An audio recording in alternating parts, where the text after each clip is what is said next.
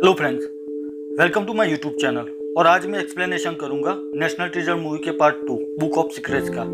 यह मूवी खजाने की खोज पर बेस्ड है और नेशनल ट्रेजर मूवी के पार्ट 1 से भी बहुत अच्छी सीक्वल है। हमने नेशनल ट्रेजर मूवी के पार्ट 1 की एक्सप्लेनेशन वीडियो बनाई थी। इस वीडियो को देखने से पहले आप वो फर्स्ट पार्ट का वीडियो जरूर देख लेना। मैं उसकी लिंक डिस्क्रिप्शन में डाल देता हूँ, आप वहाँ से उसे देख सकते हैं। 2007 में रिलीज हुई national treasure book of secrets को IMDb पर 6.5 आउट ऑफ 10 स्कोर मिला है और रोटन टोमेटोज पर इसे 36% स्कोर मिला है। पर ऑडियंस स्कोर 67% है। अगर आप ट्रेजर हंट पर बनी फिल्मों के शौकीन हैं तो यह मूवी आपको जरूर देखनी चाहिए। पर वीडियो में आगे बढ़ने से पहले एक रिक्वेस्ट है कि अगर आप इस चैनल पर नए हैं तो इसे सब्सक्राइब कीजिए और साथ में बेल आइकॉन प्रेस कीजिए, जिससे मेरी अगली सभी वीडियो की नोटिफिकेशंस आपको मिल सके। इनकी शुरुआत होती है अप्रैल 14, 1865 से। उस वक्त सिविल वॉर खत्म होने की खुशी में वॉशिंगटन में जश्न मनाया जा रहा था।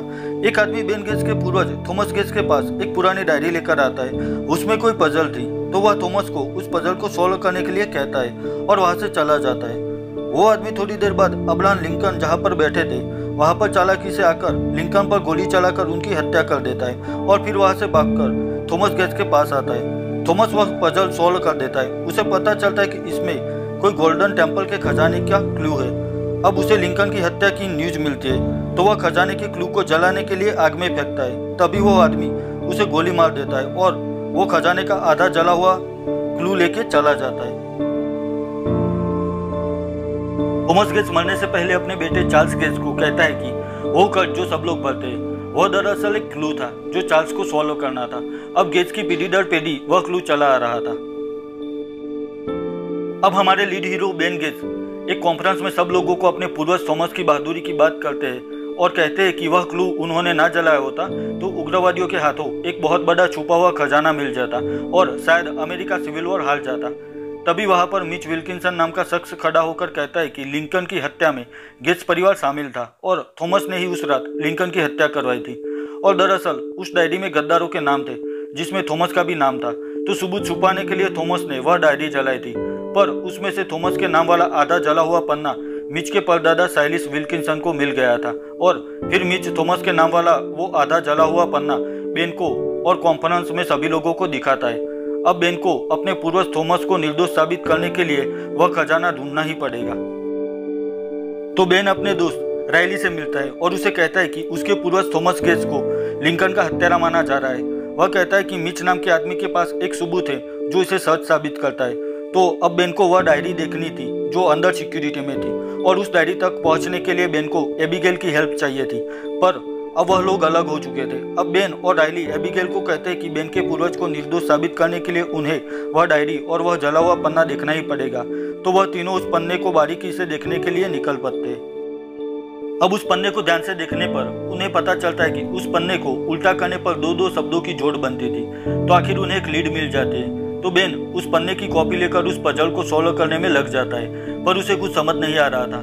तो वह अपने पापा पैट्रिक से पूछता है तो वह बताते हैं कि जिस रात उसके परदादा थॉमस पर उन उग्रवादियों ने गोली चलाई थी तब मरने से पहले थॉमस ने उनके बेटे से एक बात कही थी कि वो कर्ज जो सब लोग भरते। तो आखिर बेन समझ जाता है कि वो शब्द डेथ है। तो पजल में डेथ शब्द डालने से उन्हें एक क्लू मिलता है, एडवर्ड लाबुले और लेडी। बेन कहता है कि एडवर्ड लाबुले वह शख्स था जिसने स्टैच्यू ऑफ लिबर्टी को फ्रांस में भी बनाने की गुजारिश की थी और उस वक्त वो लोग स्टैच्यू ऑफ लिबर्टी को द लेडी कहते थे। तो बेन को पता चल जाता है कि खजाने का क्लू उन्हें फ्रांस की स्टैच्यू ऑफ लिबर्टी पर मिलेगा। तो बेन और रायली फ्रांस के शहर पेरिस में पहुंच जाते हैं।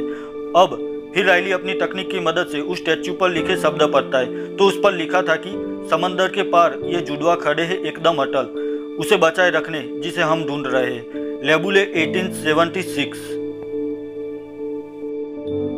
बेन कहता है कि इंग्लैंड की क्वीन ने एक पुराने जहाज की लकड़ी से 2 मेज बनाई थी जिनका नाम वोइला और रेजुलेट था। उन मेज में से एक मेज लंदन में थी। तो रायली और बेन उसको देखने के लिए निकल पड़ते हैं और मिच बेन के पापा पैट्रिक को बेहोश करके उनके मोबाइल का दूसरा क्लोन बना लेता है, जिससे जब भी बेन पैट्रिक को फोन करे तो उसे सारी बातें और क्लू का पता चल जाए। दरअसल मिच भी उसी गोल्डन टेम्पल के खजाने के पीछे था। लंदन वाली मेज बर्किंघम पैलेस में थी। तो रायली और बेन वहां पर पहुंचते हैं। तभी वहां पर एबिगेल भी आ जाती है। अब रायली की मदद से सिक्योरिटी को चकमा देकर बेन और एबिगेल उस मेज तक पहुंच जाते हैं। अब उस मेज में भी लॉक था, उन्हें 4 डिजिट से खोला जा सकता था। तो बेन उस स्टैच्यू पर लिखे ईयर 1976 ट्राई करता है, तो आखिर उस मेज का लॉक खुल जाता है और उसमें छुपा हुआ 12th सेंचुरी का एक पुराने चिन्ह वाला लकड़ी का टुकड़ा उन्हें मिलता है। वहीं दूसरी तरफ मिच को भी पता चल जाता है कि बेन को उस मेज से एक क्लू मिला है, तो वह लोग बेन की कार का पीछा करते हैं। तो बेन उस टुकड़े का फोटो अपने मोबाइल में क्लिक करके ले लेता है और मिच से पीछा छुड़ाने के लिए वह टुकड़ा मिच को दे देता है। अब बेन वह फोटो अपने डैड पैट्रिक को बताता है, तो पैट्रिक कहते हैं कि उस पर एक निशान का मतलब है सिबोला, और सिबोला का मतलब सोने का शहर होता है। अब पैट्रिक उस सिबोला की हिस्ट्री बताते हैं कि 1527 में फ्लोरिडा के तट पर एक जहाज दुर्घटनाग्रस्त हो गया था, जिसमें सिर्फ 4 लोग ही बचे थे, जिसमें से एक इस्तेमान था जिसने वहां की कबीले के उस मुखिया को बचाया था। तो उसे उनके पवित्र शहर में ले जाते हैं जो पूरा सोने का बना था। वहां से वापस आने के बाद इस्तेमान पूरी तैयारी के साथ वहां पर वापस जाने को निकलता है, पर वह उसे फिर से नहीं ढूंढ पाया और उसके बाद कई लोगों ने उस खजाने को ढूंढने की कोशिश की, पर कोई भी कामयाब नहीं हो सका और समय के साथ सबने उस खजाने को बुला दिया। उस खजाने तक पहुंचने के लिए उन्हें उस फोटो में दिखाए गए सारे चिन्हों को सॉल्व करना था और उसमें सिर्फ एक ही पर्सन उनकी मदद कर सकता था और वो थी बेन की मॉम। अब बेन की मॉम और डैड का डाइवोर्स हो चुका था और करीब 30 ईयर से वह लोग नहीं मिले थे, पर फिर भी उस क्लू को सॉल्व करने के लिए उन्हें उनके पास जाना ही पड़ेगा। अब वह लोग मिलके बेन की माँ को मिलने जाते हैं। वही फिर से पैट्रिक और बेन की माँ एमिली लड़ने लगते हैं, पर आखिर बेन अपनी माँ को उस टुकड़े पर जो चिन्ह है उसे पहचानने के लिए मना लेता है। एमिली इस फोटो को देखकर कहती है कि ये चिन्ह का मतलब होता है कि नेक पंछी को ढूंढो और उसे अपना हाथ थामकर ले जाने दो सोने के शहर तक। पर एमिली कहती है कि यह सिर्फ आधे टुकड़े का फोटो है, अभी उसका आधा हिस्सा मिसिंग है। अब बेन को भी पता था कि वह आधा हिस्सा कहाँ पर है। दरअसल बर्किंघम पैलेस में एक मेज में से उन्हें वह आधा टुकड़ा मिला था और बाकी का आधा हिस्सा उन्हें दूसरी मेज से मिलेगा जो यूएसए में व्हाइट हाउस में थी। अब एबिगेल और बेन का ब्रेकअप होने के बाद एबिगेल कॉर्नर नाम के एक शख्स को डेट कर रही थी जो व्हाइट हाउस सिक्योरिटी में जॉब कर रहा था। तो आखिर उन्हें व्हाइट हाउस में उस मेज तक पहुंचने का रास्ता मिल गया, तो वह लोग कॉर्नर के जरिए उस मेज तक पहुंचते हैं। एबिगेल कॉर्नर को वहां पर अपनी बातों में उलझा के रखती है। तब तक बेन उस मेज की जांच कर रहा था, पर उस मेज में से वह टुकड़ा गायब था, यानी कि किसी ने उसे पहले से निकाल दिया था। वहां पर बस एक गरुड़ का निशान था जो एक सीक्रेट साइन था। अब रायली सबको बताता है कि उन्हें वह मिसिंग टुकड़ा प्रेसिडेंट की सीक्रेट बुक में मिलेगा, उसमें सारे सीक्रेट्स है और वह किताब कहाँ पर है उसकी जानकारी सिर्फ प्रेसिडेंट को ही होती है। प्रेसिडेंट का बर्थडे आने वाला था और वह बर्थडे सेलिब्रेशन माउंट वर्नन में करने वाले थे, तो बेन वहां पर पहुंच जाता है। अब बेन जानता था कि प्रेसिडेंट आर्किटेक्ट हिस्ट्री के स्टूडेंट थे, तो वह उन्हें एक नक्शा दिखाता है। वह नक्शा माउंट वर्नन का था जो भूतपूर्व प्रेसिडेंट वॉशिंगटन ने बनाया था और वहीं पर एक गुप्त रास्ता भी है जो आज तक किसी ने नहीं ढूंढा था। तो वह दोनों अकेले उस रास्ते को ढूंढने निकलते हैं। आखिर उन्हें वह सीक्रेट रास्ता मिल जाता है। तभी बेन उस रास्ते को बंद कर देता है और सिक्योरिटी प्रेसिडेंट को ढूंढने में लग जाती है। अब बेन प्रेसिडेंट से कहता है कि उसे वह बुक ऑफ सीक्रेट्स एक बार देखनी है, क्योंकि वह सोने का शहर खोजने का क्लू उसी बुक में उसे मिलेगा। तो पहले तो प्रेसिडेंट उसे मना कर देते हैं। वह कहते हैं कि ऐसी कोई बुक नहीं है, पर बेन कहता है कि यह खजाना हमारी सभ्यता का है और उसे ढूंढना ही होगा। तो आखिर राष्ट्रपति मान जाते हैं। वह बेन से कहते हैं कि book of secrets library of Congress में सेफ है, तो वह उसे उस बुक तक पहुंचने का क्लू और उसके लॉक को खोलने का कॉम्बिनेशन कोड देते हैं। अब बेन उस कोड का इस्तेमाल करके वह बुक पा लेता है। अब बेन को वह बाकी मिसिंग टुकड़े की फोटो भी मिल जाती है और उस किताब में लिखा था कि उस टुकड़े के लिंक्ड निशान माउंट रशमोर पर से मिटा दिए गए थे। तो अब बेन को वह मिसिंग टुकड़े का फोटो और सोने के शहर का क्लू भी मिल जाता है। वह उस टुकड़े के फोटो को अपने मोबाइल कैमरे से कैप्चर कर लेता है और उसका ट्रांसलेशन करवाने के लिए अपने पापा को भेजता है। अब मिच को भी क्लोन मोबाइल से वह फोटो मिल जाती है, तो वह बेन के पापा पैट्रिक एमिली तक पहुंचे उससे पहले आ जाता है और एमिली को साथ लेकर माउंट रशमोर चला जाता है। तभी बेन भी वहां पर आ जाता है। तभी वह लोग साथ में खजाना ढूंढने की डील करते हैं, पर बेन मिच को वहां से अकेले आने की शर्त रखता है। तो मिच रेडी हो जाता है। अब सब लोग माउंट रशमोर पर खजाने का क्लू ढूंढने में लग जाते हैं। अब मिच के पास भी उस खजाने को लेकर एक क्लू था, तो वह बेन से कहता है कि बिन बारिश की बरसात से वह रास्ता दिखाई देगा। तो बेन समझ जाता है और उन पत्थरों पर पानी की बोतल से पानी डालता है, तो पत्थर का रंग बदलने लगता है। अब सभी लोग पानी पत्थर पर डालने लगते हैं। तभी एबिगेल को एक पत्थर पर गरुड़ का निशान दिखाई देता है। अब उस गरुड़ के निशान पर एक बड़ा होल था। बेन उसमें अपना हाथ डालता है तो उसे एक लीवर मिलता है, तो वह उसे खींचता है। अब अचानक एक गुफा अपने आप खुल जाती है। वह सभी लोग गुफा में आ जाते हैं और आगे बढ़ते हैं। तभी बेन, एबिगेल, राइली और मिच एक नए रास्ते से फिसलकर एक बड़े सर्कल पर आ गिरते हैं। अब उस सर्कल पर चारों को लेवल बनाए रखना था।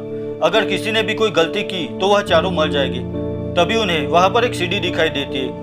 अब वह लोग उस सीढ़ी से एक एक करके ऊपर पहुंच जाते हैं, पर बेन उस सीढ़ी तक पहुंचते हुए मरने से बचता है, पर आखिर वह भी बाकी सब तक पहुंच जाता है। अब वह लोग आगे बढ़ते हैं और तभी एक जगह पर आ पहुंचते हैं। बेन मशाल से वहां पर रोशनी करता है तो वहां पर बस पानी ही पानी था और वह बढ़ता ही जा रहा था। अब उन्हें आगे और कोई भी रास्ता नहीं दिखाई दे रहा था। तभी बेन को वहां पर बीच में 4 हैंडल वाला एक बड़ा लीवर दिखाई देता है। अब वह चारों मिलकर उस लीवर को घुमाते हैं तो धीरे धीरे पानी कम हो जाता है और नीचे एक और रास्ता दिखाई देता है। वह सभी उस तरफ आगे बढ़ते हैं। तभी वो नज़ारा देख के उनकी सांसें रुक जाती है, क्योंकि वहां पर इतना सारा खजाना था कि वो इमेजिन भी नहीं कर सकते थे। सबसे बड़ा खजाना था एक प्राचीन सभ्यता जो पूरे गोल्ड से बनी थी, और बेन को वहां पर अपने मॉम डैड भी मिल जाते हैं। बेन आखिरकार उस गोल्डन साइड को ढूंढ लेता है, पर तभी अचानक एक दीवार में दरारें पड़ने लगती है और वहां से बहुत सारा पानी आने लगता है। सब लोग वहां पर फंस जाते हैं। तभी बेन को वहां नीचे एक दरवाजा मिलता है।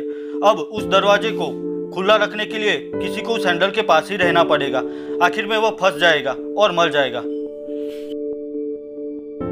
एबिगेल को पकड़ लेता है। मिच के पास चाकू था। वह कहता है कि अब सब लोग यहाँ से निकल जाएंगे, पर बेन को उस हैंडल के पास रुकना पड़ेगा, वरना वो इस चाकू से एबिगेल को मार डालेगा। बेन मान जाता है और वही रुक जाता है। अब सभी लोग एक एक करके उस दरवाजे से निकल रहे थे। तभी वहां पर उस हैंडल के पास एक बड़ा पत्थर आकर गिरता है और बेन उछलकर पानी में गिर जाता है और मिच उस हैंडल के पास फंस जाता है। अब मिच बेन से कहता है कि इस सोने के शहर की खोज की क्रेडिट मुझे भी देना, जिससे इतिहास में मेरा नाम आए और मुझे लोग याद करें। इतना कहकर वह बेन को बाहर निकल जाने को कहता है और सभी लोग वहां से बाहर आ जाते हैं और मिच मर जाता है। बेन और बाकी सब लोगों को पुलिस पकड़ लेती है और उन्हें प्रेसिडेंट के पास ले जाते हैं। प्रेसिडेंट सिक्योरिटी को इन सबको छोड़ने को बोलते हैं और कहते हैं कि बेन की वजह से ही वह खजाना मिला है। और आखिरकार बेन गोल्डन शहर की खोज से अपने फैमिली पर लगे सभी आरोपों को झूठा साबित कर देता है। वह प्रेसिडेंट से कहता है कि इस खजाने की खोज में मिच भी शामिल था और सबको बचाते हुए वह मारा गया था।